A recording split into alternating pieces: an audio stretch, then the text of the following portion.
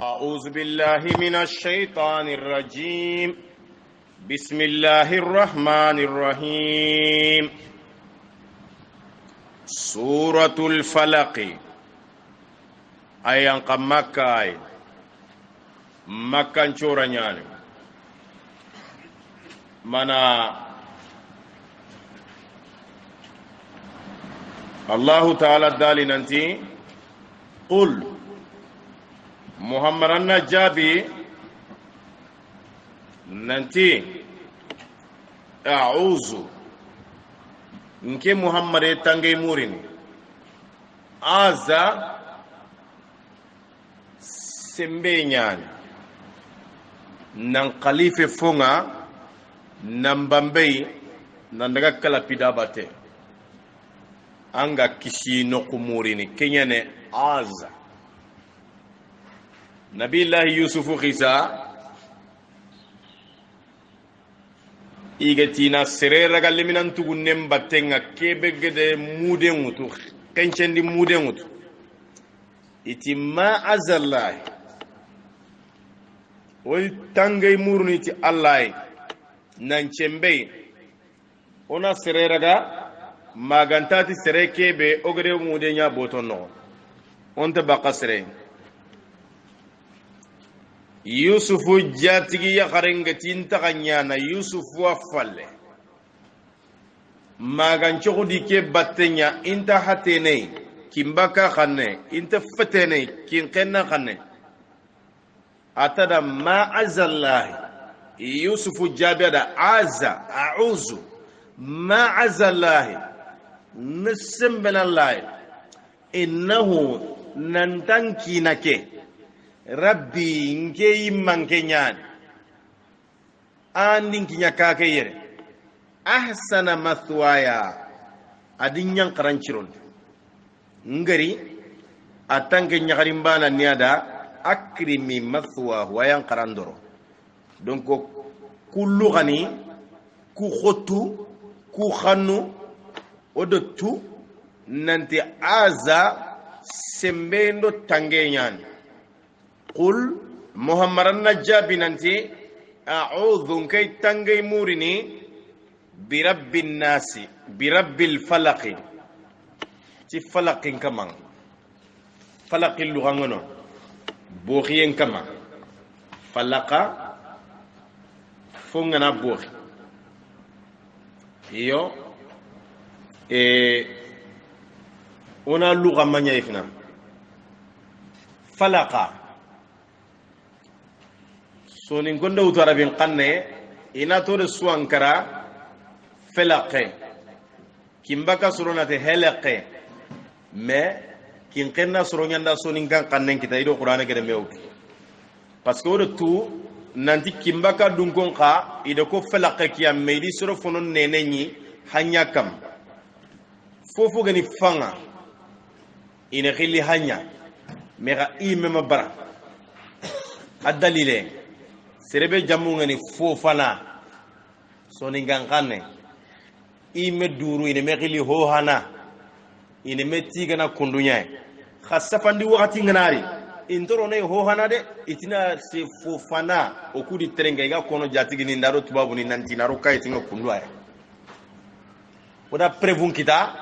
nanti dunge to ku khalle kiyai wala fanya safantena qur'ane no ana lesiling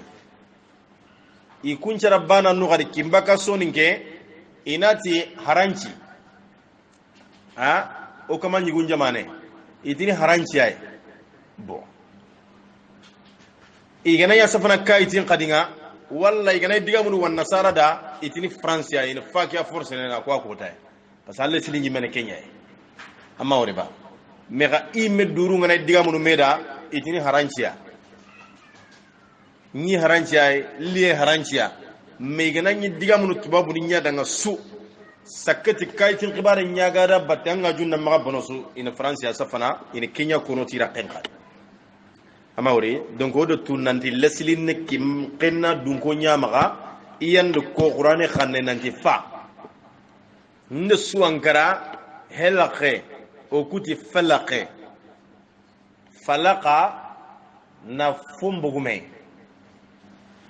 na falqita bakame al falaqatu fu falqitante bambarani mana yaxe ngana jangire khufa be garona kama soningo ngati fara kim fa bane kadinga kim baka dungo na haranya na ya gonkam ogudi faranya bo bambarani ndoko ki khanni ay khadi qur'ani khanni nati falaka de ba nyeka obe ko de wala yotala jarandi no ko khore be gam mali ato ngani yota ya ga jarandi no ko o ku gadi trinka ku be ni ga jarandi ni diga munuti bambaran kannenya inda serenya gempai inati duram ponte ya ke kha falaka nyane ki falaka yani bawni ne falaka tan baka kama tampinte godo dutto masala ngana goda atigo atampa batampintende khasre gwalli ikme wujunen khalifinga nde tampille wujune falakita bakay fina odo tu nante harsa falaka ke oda me fate bakame amawri kuni khannu nyayga kungino maga harsa bon qul a'udhu muhammadan najabi nantinke tangay murini birabbil falaqi ti falaqitan dana falaqitan nen kama falaqitan den man wurum bite ado suguban qura ni falaqita bakame khoswan qarum pilli karanda nan cirenga natina karaga dalla suwa krenga tampille sine tanjike sine ana norone tabani ata filandi kembra ya ketu filia anti tanchopini anti tanjogini mawri ine kenya gli falaqa faliqul isbahi qur'ani alla dale suratana nanti yilla karandana falaqitandana na yille laga nakara yille onyilenkia ona yille gumbene ken yille yani nata kare na falaqita bakano bambranin kuntakati ni falqitan den qadi illa kare itnati dugu jera de ben qura anya binne yani kha qura amawri wala ikun qara tafsirin kitan no qogoy bawno dunan takrene duna yillen takrene do me taban ay kedebe nda qura kenni kedebe binne yan kedebe nda qura kenni kedebe binne yan illen kare kare do me batenya bo asababu lubayd ibn al-a'sami sahara rasulullah sallallahu alayhi wa sallam lubayd ibn al-a'sam yahudan yan are fare laga na korto kimbaka khanne na koroti kin khenna khanne na korten chedai korte تونيان واتبعوا ما تتلو الشياطين على ملك سليمان كورتيندانون دفوا بوتو شيطان نيغني كيبي خرانغا سليمان مرينغا غاتي اتونكا نيغو خوندا فانكانغا غاتي افغاتي وما كفر سليمان ما كافر غودي ولكن الشياطين كفروا jinnan cetanu nyan kafira wado saran cetan yuallimuna an-nasa as-sihra iga soron qarangundini ni tuindi ni famundi kortenga ari mana sababu nyane nantina korten qara ken sababu li mana soro anyino iga ramar munga qulul lagana ni trompa ti kortenga na dunya annabi nyimu fe a wakati annabi nyimu nga nyirini wakati kebe ida dunya ikumpati wala bo ken sabuda Allah ta'ala adam malaika nu fili khay iga yankan nyinye kebe to ngani babila dingira be to ngani babila dingira nya to ngani babila nyinye haruta ado maruta bo iti malaika nunyan khairi adamarin chawranya bawno na malaika ne ngori kamo maneme kampe Allah nya Muhammadu baniyara sallallahu alaihi wasallam ikunya liga suron qarangundi ni kortenga na suron pamundi wa ma yu'allimani min ahdin intasri bani qarangundi ni korteke kille hatta yaqula mi filigada duto ankendanga ikhral mangnan kembe gan qarangundi ni ina duto ganda nanti innama nahnu fitna okuni fitna nyai jarab yenya gero ku gai kimbaka kanne jarabu nyan fala takfur maga kafirahu anga ke digan kanne wutu ke golle na nyangolle okuri khakharangundiya na khafamundi soroku beni ga dunyana annabi nyimundo khayfaru na koinanti ikumpe igada gare sitidwa na gare tifidwa na gare sagudwa yo kuri kenya bangan yo lubaydi bunil asami de faren korto na korti na tapenci ti taputa mi adoban naro kortenga na nyada batenga na tufu kama na sedi gadi motinte ngon Allah ta'ala Allah kebe ga nguruginta Allah ta'ala awati communication tay telegramun tay telephone tay television tay adako jibrilu da nanti daga ko muhammadu Allah ghayfare sallallahu alayhi wa sallam nanti fagar korto na kroti na akorte ngutu na sedike gadi fulane no ke dingira jibrilu ya ko farenda agari ni kende ni faren petenju kara kamma afetenju katunte nga kamma ay wad mare me fuga nan kitam petenga mabogume am petenju katunte nga kamma faren da soro filigirndi nanti ndaga da batenga bo Allah da ku soro filiyan qandi qul a'udhu birabbil falaq qul a'udhu birabbin nas faren ya ke da ku soro agani khara ana tapenga sa tapi fana tapi filla tapi sikka tapi nakata maga kinyene tammu adoban tammu do bana ni legere farenga ku soro kharanga kamaga do wasa anya ko serenci tintenga ni kacunga baga anga nyakali anga dan nyimme kita anga wose bakka siti ni kacunga yo kinya sabuni digan kanne ke buguno kukebeya awa bahril muhit yani juz'u segundi safa kayti dere kamo kregi aro tanjike giyo falaqa fungana falagite alla kebega fo buren falagitana baka serenga aga yillendo urondo kiyellagana ni falagita bakame akengalla ngatange murini ti akengalla nin kisi kortindano po burendi mantora adi fofo yo min sharri ma gelli fompo bure khalaqa alla gade kentaga ode aza lugantu arabin qanne arabu sefayu betege komonga na bugul limana ganka hunno ko igana mungu dallay iga yette duay qodo nindi kitu ina khili ta'wizien abana kamanga nena nandani kisini asembenten ne kenye yo arno kise min sharri ma gelli fompo bure khalaqa Allah gare kentaga qala ibnu abbas ti al falaq as-subh suba nyana ga krene ka qawlihi ta'ala wallahu ta'ala dale ati faliqul isbahi yillen karandana nankare nambogi bakame mukhtasaru tafsir ibn kasiri juz'u sikandi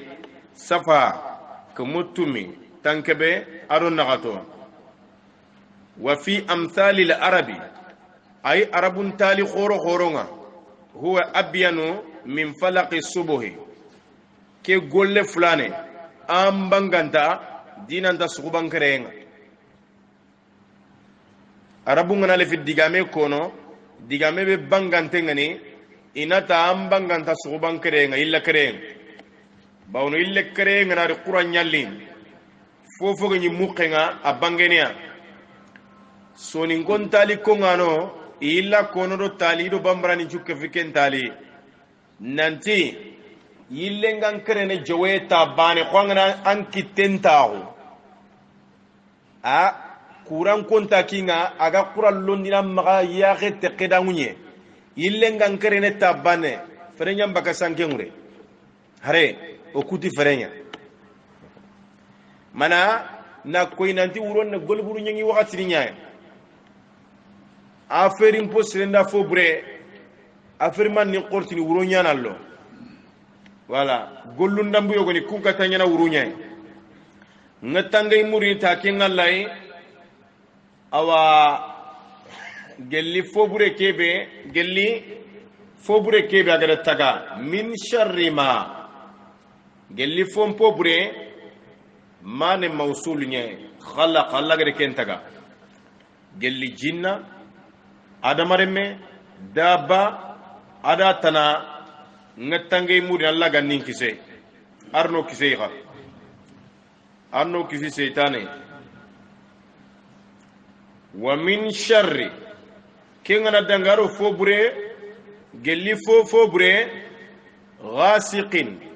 wa min sharri ghasiqin ado gelli bitambinne fobure iza waqaba bitenga naro roye begeni qorna fam ghasiqi ghasaqa akongi qur'an la alla aynyana tani sikime jatu keno ko nyana sikandinga alla dal qur'an ati aqimi salata liduluki shamsi ila ghasaqi al-layl ghasaqa sallin cigindi kiyenga na nyenge salifanan kinjiga salifana no ko laga saranga no ko makati futuro ghasaqi al-layl ghasaqu fungana nyago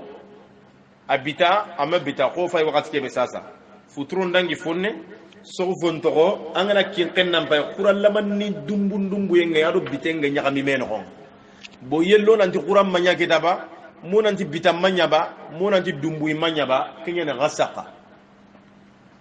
alla dalati jahannaba dunko fofonti da jahannaba no illa hamiman agantati jinte wa ghasaqa ado faranjamu oku kinqena kharamo goro be godo garangundi faranjamu niya yiti nyita ngana bogantanga ankite anda dingira so ampete aga yitia aga mulana mutunya taune alam putunwa bogani butundano nyokaray soninkara bunne ngi maga ata unte bunne kente fofo deberni agantati na toni na roar mareme kem bunne ni gama kanu ngado Kenya sere sugere soninkara debere ande ketu agi maga hal khumbane yeno bo kem bunne butundana burungono inte golle ketu igana fay inati yo ake aywa alay butina armotumutu igana bunne le gajangen cigi karay anyin kisma renkarni anyin le menkarni anta butundet aga de yaka chofer duro nyambok amaki ama baga bo iganan tugombutu anya ko yenyana mote khamay le mote nga fina bugu farahu ke gay fari mando mote nyaka minte kenya na gasaqu ni kenya funya go ye quranga ye bitana kama bita fari binu benigan tugonga ama yille finanga siri na nyamoti kulle yo igere karabini manda hullu manyambogo ina tamaba kenya na gasaqa yo wa min sharri ghasiqin ado gelli bitambinne fobure bite aganya ko yenyana igilli ku ngatiniya uron bitan binne uro bite iza waqaba uron bite nganaro waqaba funganaro ko angere sanke laga na bamba waqaba ime urne bambande nya uron bite nga bambe do bangenchua golbur nyangano nga gilliti taptenchu iga gilliti karanchua iga yalanga yo kenya togoni wa min sharri ghasiqin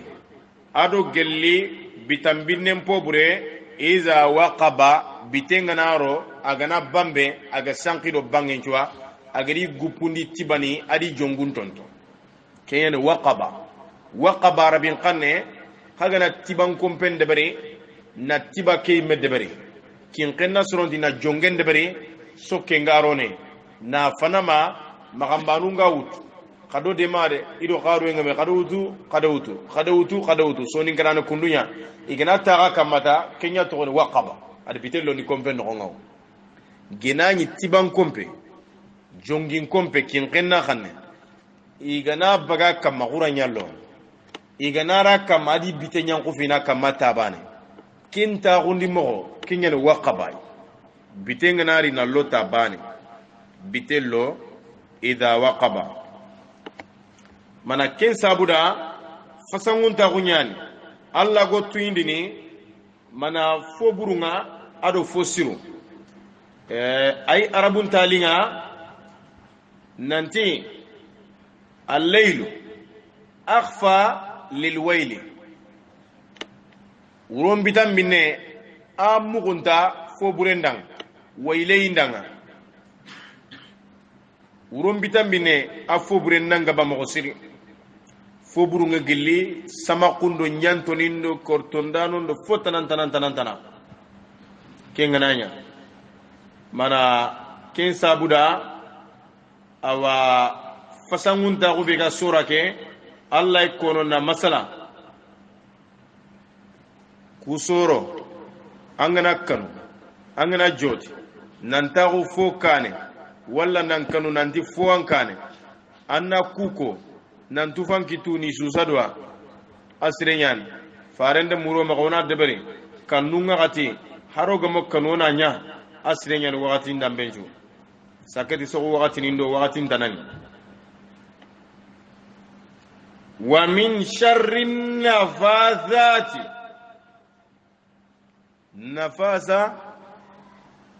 نفث عربي قني ثا ادو سانتبان سينو كامباما انغناتي نفسا كنو فونغنا نيغو نا نيونكي نان هيمبي خانو نغانتبان يو mekene sanya ho a ba ta sa nan ne lankanan kambondo mena kayne ke gali sa ado santaban angan kambonta ko me wa min sharri nafathati ado gelli kortondana ya garu kortindana tufundana ya garu kubeni ga tufundin na kortello fil uqadi tapunga aqada angana fontaf Allah ko illa idun qiriti tapu ade awfu bil uqudi khatimandini di laydu tappe siti ndonga uqudi aqada yo fil uqadi tapu iqdu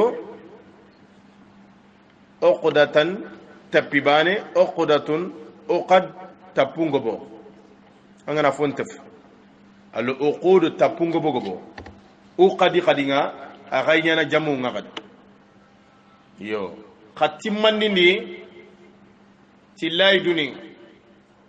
muhammadan najabi nanti ke kisi murini yetange murini geliya tufundana ya hari kubeni ga deberni siringako an-nafatha kubeni ga deberni nan tufi mo siri fil uqadi tapuma nafasat كن سمبلونيا نفاساتي كوبني غا تفوندين yo ma yufarriquna bihi bayna almar'i wa zawjihi korte ke be igayi gondi yagiya gare lagana ni borto bakame ni falakita bakame ni latondi bakame kha wama hum bidarrina bihi min ahdin kortindano kufeti tonyandano ilaga sere torono na goliburenya sere gelli sarafunju banesu gelli ke ilanta ay kortindano lante ilante sere su tonyana ilante foburenya na sere suwa gelli ke illa bi iznillah agandati bi iznillah tallahu ta'ala imedunge kenge fay kullante yo tege komonyan ini gollunya deberni me gailanta Musa alayhi salam ado Firauna gadaga golle ke ay go election yen parce que Musa khallena haqiqatungu Firauna khallena kortenya Musa nya go iye kanna Allah dalati qulna la taqaf odalina ndi makanu innaka nandan kembe te pusire me gandanta antal a'la nya wuruginten agadi gumanche di aken gumandi kortu kusuton talqafu ma sana'u inma sana'u kaydu sahirin igere kebe debere innal ladhi sana'uhu igere kebe nya kortindana kortian wala yuflihu as-sahiru kortondana do kortindana ante khairi kita haythu atagariti bangeswa angana ni kortenga jangana ni khalesi yengan chondo men chonteng Allah ku dalwa Allah ku digan qanun anti lay gajang fofu sagiron nan kawo angana sagi Allah na khairinya anda yo Allah dunge ngefe ikullante ide faren korto na koroti Allah de bagandi akhlama na baganda khala na golle ke koy fare na jarandi yokin qaykate mu'azzatain qul a'udhu birabbil falaq ad qul a'udhu birabbin nas anya sababwa faren korte njare aselle Allah de kisiga yo iti ihda ashara aqdatan taputami adu banen maghruzin ida tonto bil ibari al ibar ibratun misal libane al ibaru misal lungo bogo ida misal ya tonte sonin karawsum bana kanu misal bo ajarane kam fa unzilat alayhi al mu'azzatani ida tangay murien chorom pilli di yang kandakam tangay murien chorom pilli ne kanne qul a'udhu birabbil falaq kebe oga inako oga kamanako oda kongengame ado qul a'udhu birabbin nas kuwanya qafaren kam ini yaghli mu'azzatani yokenna arrafu nukunya aganari nasbu ngana mu'azzataini digan qambani ken aswamba marfu ken marfu bil alif bal ken mansubun bil ya isumba faja'ala farenya kullama waqatisu qara'a ayatan agana ay funci bane qara in halat uqdatun tapena was anda ay qarata tapena was wa wajada fi nafsihi khiffatan sallallahu alayhi wasallam ken ju farenga no yen kiti yonkinga no yen ngari na yonkinga yonkin citin tengi no yen ngari yonkige agana qarata tapena wose no yen ngari yonkinga no yen ngari yonkinga alhala kinya kundunya sallallahu alayhi wasallam kisi do ne maga kama hatta in halatil uqdat al akhira matta pilegerenga wosene nambugu bakame faqama farengir nan cigi faka annama nushita ay goyde farel laga na wasa na surundu nushita wa nashitati nashta antini goida surundu kachunya wasa kin kenna suronde aburunjaji kachu legerenga tay ko ngana kachi misane lagana bege na abugu surundundo burunjaji nde min iqalin gelikachu nashata arabin qanne okumaga okutini unshuta okutini burunjaji ndenye kimbaka dun ko nati surundu angari kacce lagana siti daba kamunda no nyane kellagana ga kacce lagana na surundu na burunjaji don nambate wala jere ina kham igana du tata ina kacce ke wasa ana uru ana daga pasangana tanna siti ya ko anga gursini aketa na siti ken cijinde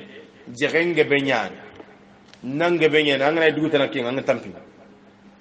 ina surundunwa na burunjaji bo farenya ko surundu an keta awose baka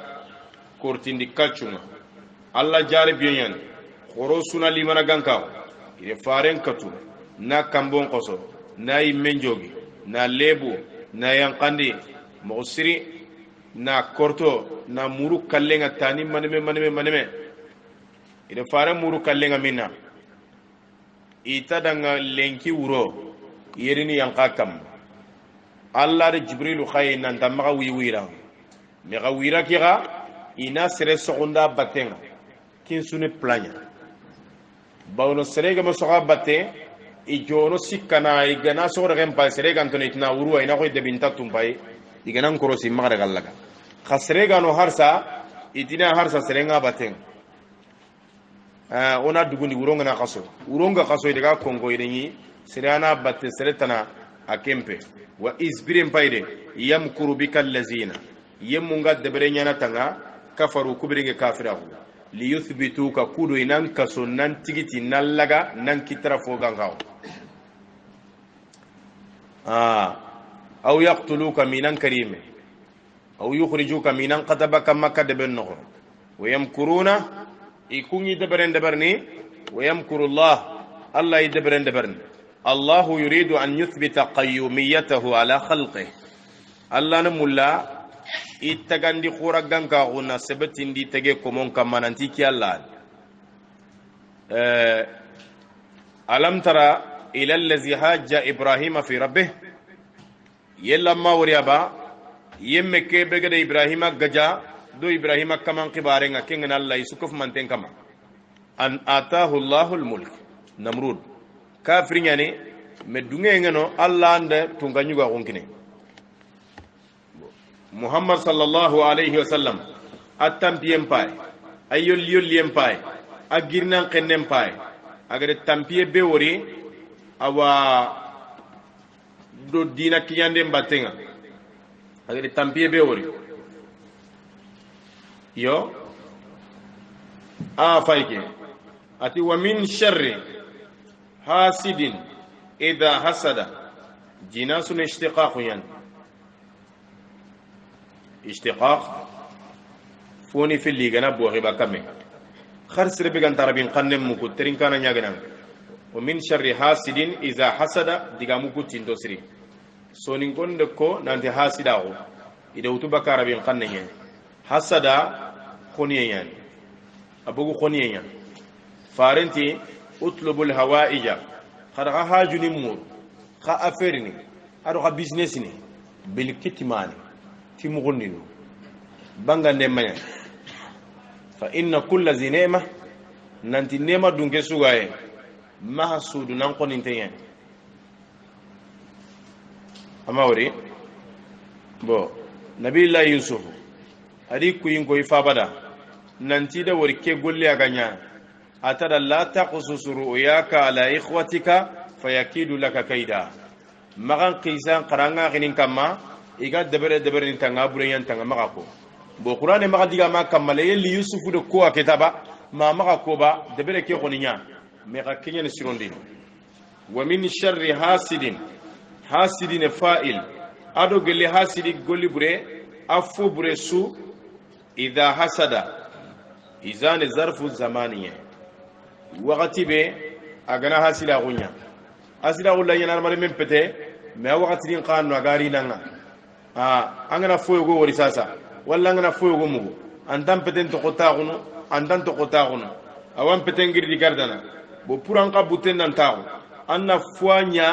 fo bure anga ngandini manna girna daga debere me kuro golle kebe gele fisirona na bono ambuten namure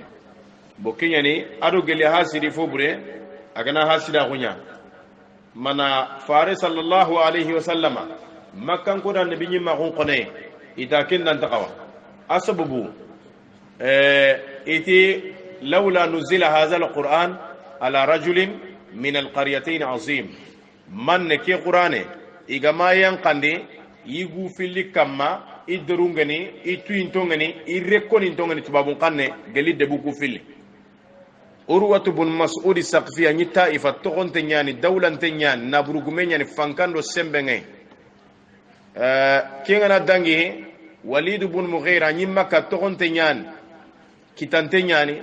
itiman nagame yanka kunga agariga yanka kiyai bo alla di jabi tani fili atidanga istifhamu tawbihi ahum yaqsimuna rahmat rabbika yelyo ikunyanan kaman ni mallagana na takandiba nahnu qasamna bainahum ma'ishatahum o kudi biladin takandi do men kada maromu fil hayati dunya dunangarin tawo liyattakhidha ba'dhum ba'dan sukhriya kudo yogoni ni yogoni daga khaye yogoni ti sukhriya ke man ko tolin tawo bawno sukhriya rabin qanna yigri tolin tawo sakhara khaye khilli khaye angana daga bamako golnya ngana yakru be ga yankini nan wankindi nan susandi nan chure ina khay mangase laqe ina khay saganga hakati me ka gunya garim buri ay fenta laga na kute khasu ngana kara atugene wujunu filya alay sine nyana antaka anteken ka kiti kitenga ana kagumu nga tambo nyaay ina tagana ita kana wakati boni kafuma me alli ranga igene ro kudan trinity nga anga saqairande retuga donc kendi ma kungu junu fille kengo ko milliard nga serebe makaw million nga serebe makaw kenju ni golnya nan tugana kenya bo kengo ko so indan kala siketa alla dalat li yattakhiza ba'dhum ba'dan sukhriya pasanga na million injatene anna ko kengu jurum pilli bagandi khalsi no nanti bo lan khalsi la angana golle ke fay hari soyege fati raqinga haqulu ngori mo gonda ngaru tugadi ke mo gondo al halam mo gonda golle ke qotanda andiri ko soyenya alla idalun to ay fonto aga kon kude yegoni na khaye yegoni da ay ko soyinta golle ke da awa al halam mo gonda yoy ki alla ne kunta kandi nduriti yogo yille ngana kere adde pasine million ay ko tas ante fo baka bannago yogo galle keme wujune yogo galle wujunu filime yogo galle yime tankere gani yogo yime taken kitayme mama woriba kudar maro munna khaye meda bo ay ki alla ande kenya annabi nyimago abaka tampintan digira nya abada abaka tampintan digira nya annabi nyimu beni gari bannani ngani nabi allah sulaimana adi faba dauda har ke dauda tampi sulaimana rio ken khairinya no bawno sulaimana allah ti de kine ko khe dauda wa qatala daudu jaluta dauda ande jaluta kare wa ataahu allah almulk allah tun ganyu ga honkene are kafir bure kare allah tun ganyu ga honkene na annabi nyima honkene remme likenya no nga dauda fati falle ade re ari wore khairi no wa waritha sulaimanu dauda ari wore khair ku gafe annabi nyimme nchuda wutu imbi ngore nyaay ado tampien ado lirie indayge suba intayge lelleng indayge lelle suba ni jotinia kenya ne shirondini kenya ne gamundini kha walau basata allah rizqa li ibadihi alla ganya gadar serembo yi komonda la baghaw fil ardi iyadanata ولكن ينزله بقدر ما يشاء har qaralle mon no qaralle ma be faba o meti kebe faba gani bannangare kebe faba gare bonondi qaralle mon do mena ga wujunu tammi tampille wujune ay selinge nyanya na qaralle mon do mena ga yiga ne yeda batenga aro to agun nambo ga ko to no sering parce que ale bu fe quoi akite do sarno mo nya fakindanga har mare men ngana fugu yonki an kallefe ayadana anyi men ta dungene na lotampie no xaram mo miso be ni gan xarangu ni gan pamu ni an ko filo kamo na tirono kunji bakara an ken ta daga na suwa alle mo andi fama mi famu ina ndangi ndikane xaram mo ni qayde berni bawno miskina ko nganari di mana gan ka bonno ake amma wori ba dogo kendima farende kutampiwa wori na wutu yimbin qorenga alla da nabi nyima honkine na nabi nyille gara honkine na nyille wale tanakine nan tire fo san nabi nyimme jwa donc kendima diga men ta seren kuten kam suratu al falaq ngemer arna khairi togodanga arna fam yenkina arna kisero tangenya